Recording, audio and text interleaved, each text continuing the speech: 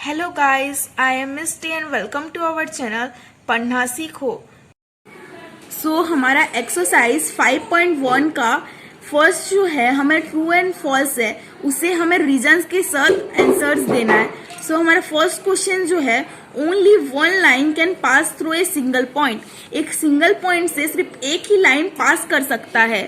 False, इसे हम visually देख सकते हैं, मतलब एक only one line can pass through a single point, मतलब एक सिंगल पॉइंट से एक लाइन पास नहीं कर सकता है, एक line indefinitely number of point से पास कर सकता है। मतलब जितने भी पॉइंट्स होंगे, मतलब यहाँ एक पॉइंट है, यहाँ एक पॉइंट है, यहाँ एक पॉइंट है, एक लाइन हर एक पॉइंट से पास कर सकता है। तो ये फॉल्स होगा क्योंकि हम इसे विजुअली देख सकते हैं, मतलब हम इसे देख सकते हैं, विजुअल कर सकते हैं, इमेजिन कर सकते हैं हम इसे।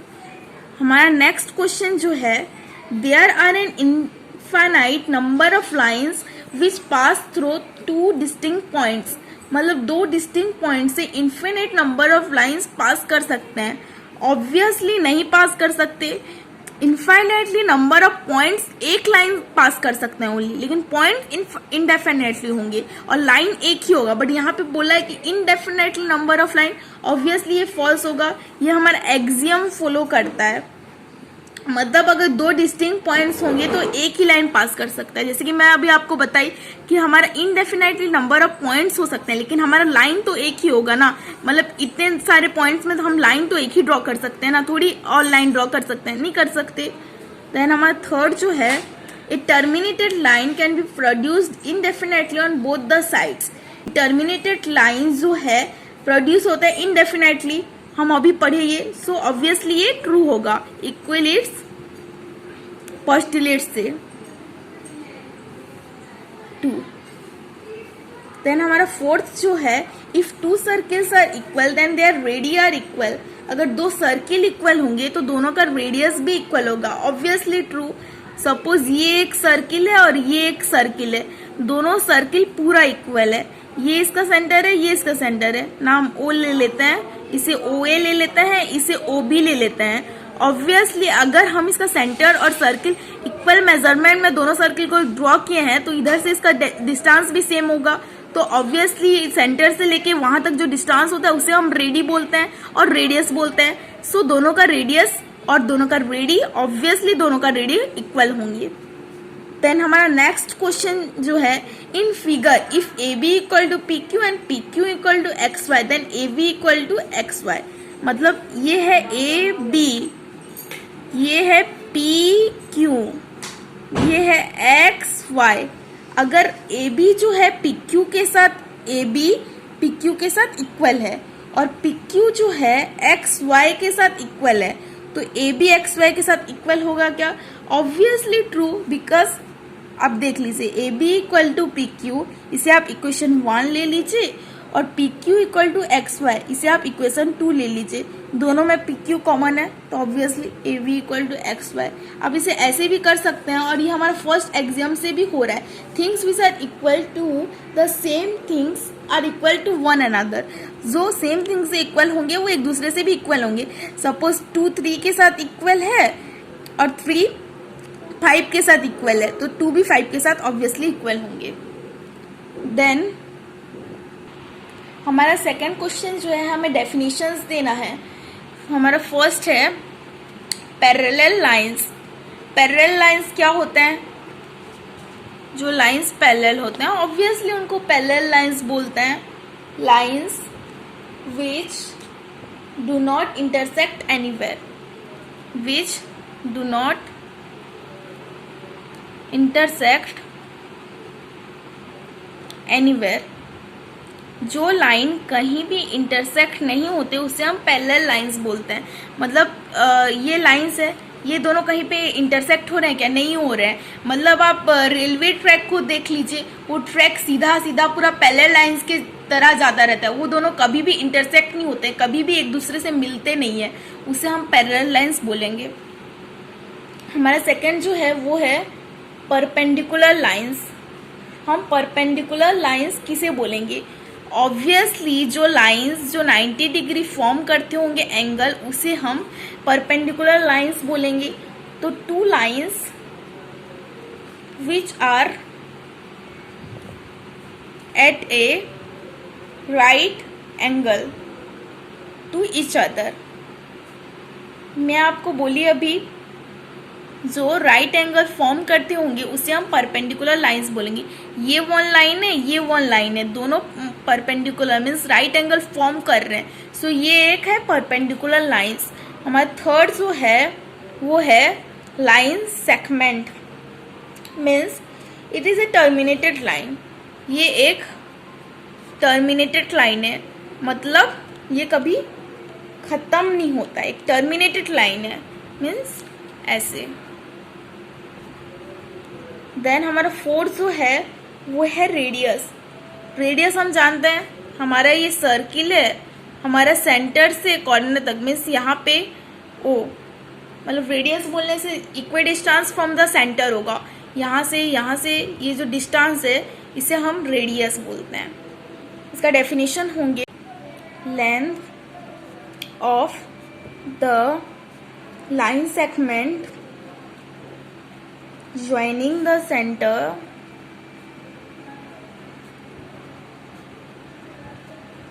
of a circle to any point on its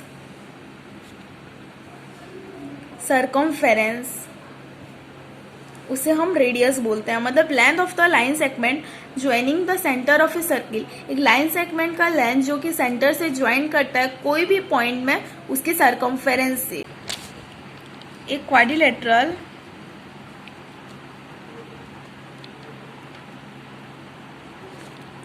which 4 sides are equal and all the 4 angles measure 90 degree each is called a square। मतलब एक क्वाड्रिलेटरल है, सपोज ये क्वाड्रिलेटरल है, इसका अगर चारों साइड इक्वल होंगे, मतलब चारों साइड इक्वल हो गया, और इस मेजर 90 डिग्री, मतलब ये भी परपेंडिकुलर, ये भी परपेंडिकुलर, ये भी परपेंडिकुलर और ये भी परपेंडिकुलर। जब सब 90 डिग्री मेजर करेंगे और सब साइड जब इक्वल होंगे उसे हम स्क्वायर बोलेंगे। तो अभी हम नंबर 3 की तरफ चलते हैं। अभी हम इसके सॉल्यूशंस के तरफ चलते हैं। हमें पहले पूछा गया है कि क्या ये पोस्टुलेट्स अनडिफाइंड टर्म्स कंटेन करते हैं क्या? Obviously yes. वो अनडिफाइंड टर्म्स क्या क्या है? पॉइंट एंड लाइन, ये दो अनडिफाइंड टर्म्स कंटेन करते हैं, जो कि है पॉइंट एंड लाइन। हमें सेकेंडली पूछा गया था कि क्या ये पोस्टुलेट्स कंसिस्टेंट हैं क्या? ऑब्वियसली यस, ये पोस्टुलेट्स जो हैं ये कंसिस्टेंट हैं, बिकॉज ये दो सिचुएशंस के साथ डील करते हैं, जो है फर्स्टली अगर दो पॉइंट्स ए एंड बी दिया गया होगा तो उनके बीच में सी लाई करेगा। मीन्स अगर ए और बी 2 पॉइंट्स हैं तो उनके बीच में सी लाई करेगा। एंड सेकेंडली अगर हमें ए एंड बी को 2 पॉइंट गिवन अगर दिया गया है, सी अगर नहीं लाई करेगा, डोंट लाई। मतलब इधर हमारा दो सिचुएशन है, एक में सी लाई कर रहा है, एक में सी नहीं लाई कर रहा है, इसीलिए ये जो पोस्टुलेट्स हैं ये कंसिस्टेंट हैं। नेक्स्ट हमें थर्डली पूछा गया है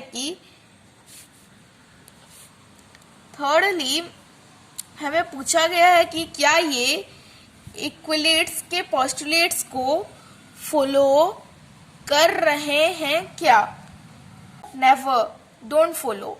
ये इक्विलेट्स के पोस्टुलेट्स को फॉलो नहीं कर रहे हैं, ये एक्सियम को फॉलो कर रहे हैं, इक्विलेट्स के एक्सियम को फॉलो कर रहे हैं, लेकिन ये इक्विलेट्स के पोस्टुलेट्स को फॉलो नहीं कर रहे हैं।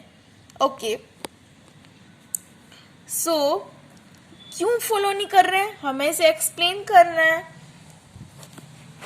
क्योंकि यहाँ पे दो ठोक टू डिस्टिंक्ट लाइंस,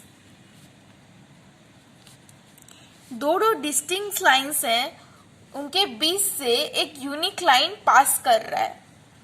मतलब ये पोस्टुलेट्स नहीं हो सकते हैं, ये एक्सियम है, बिकॉज यहाँ पे दो डिस्टिंक्ट लाइन्स है जहाँ से एक यूनिक लाइन पास कर रहा है। ये तो हमारा पोस्टुलेट्स में नहीं था ना, सो ये हमारा पोस्टुलेट्स नहीं है। नेक्स्ट बोला गया है कि अगर AC इक्वल टू BC है, सो हमें प्रूफ करना है कि AC जो है वो हाफ AB के साथ इक्वल होगा। मीन्स अगर ये AB ये पॉइंट C इनके बीच में लाए क्या और AC इक्वल टू BC है, तो हमें AC equal to half AB prove करना है। So AC equal to BC है, so AC plus AC equal to BC plus AC। Adding equals on both sides, मतलब दोनों साइड हम AC को ऐड कर रहे हैं। नेक्स्ट AC प्लस AC कितना हो जाएगा 2AC and BC plus AC कितना होगा AB। AC इसका हाफ, BC इसका हाफ, ये पूरा जो है ये है AB। So 2AC equal to AB। So AC equal to यहाँ पे 2 इंटू वाई इधर जाने से डिवाइड होगा, सो हाफ AB। सो अभी हम नंबर 5 के तरफ चलते हैं। सो हमें यहाँ पे बोला गया है कि क्वेश्चन 4 में जैसे C मिड पॉइंट था AB का, सो हमें यहाँ पे ये प्रूव करना है कि हर एक लाइन सेगमेंट का सिर्फ एक ही मिड पॉइंट होता है। सो फर्स्ट हम फिगर ड्रॉ कर लेते हैं, ABC हो गया। देन हम यहाँ पे जानते हैं कि AC equal to half AB है, बिकॉज C इसका मिड पॉइंट है। So AC equal to half AB। सो अगर हम और एक लाइन सेगमेंट ले लेंगे AB और उसका अगर मिड पॉइंट D ले लेंगे, तो यहाँ पे AD equal to half AB होगा, बिकॉज D उनका मिड पॉइंट है, D उनका मिड पॉइंट है। सो ये हमारा इक्वेशन 1 हो गया, ये हमारा इक्वेशन 2 हो गया। सो हमारा RHS साइड इक्वल हो जाने से हमारा LHS साइड भी इक्वल हो जाएगा। So AC equal to AD, hence proved. ये दोनों अगर इक्वल हैं तो हर एक लाइन सेगमेंट का सिर्फ एक ही मिड पॉइंट होता है बोलकर प्रूफ हो गया। सो नेक्स्ट हम नंबर 6 के तरफ चलते हैं। वहाँ पे हमें बोला गया है कि अगर AC इक्वल टू BD होगा, सो हमें प्रूव करना है कि AB इक्वल टू CD। ये फिगर है, यहाँ पे अगर AC इक्वल टू BD हुआ तो हमें AB equal to CD prove करना है।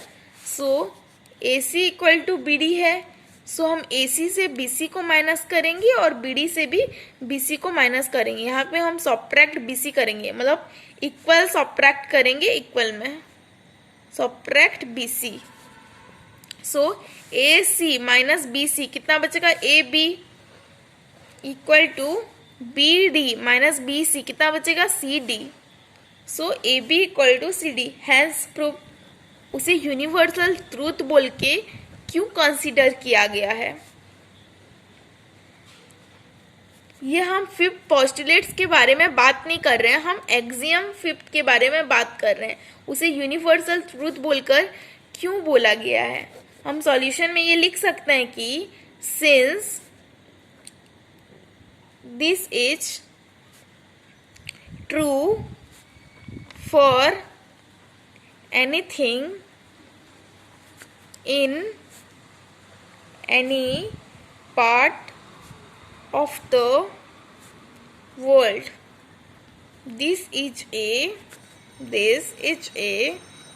universal truth।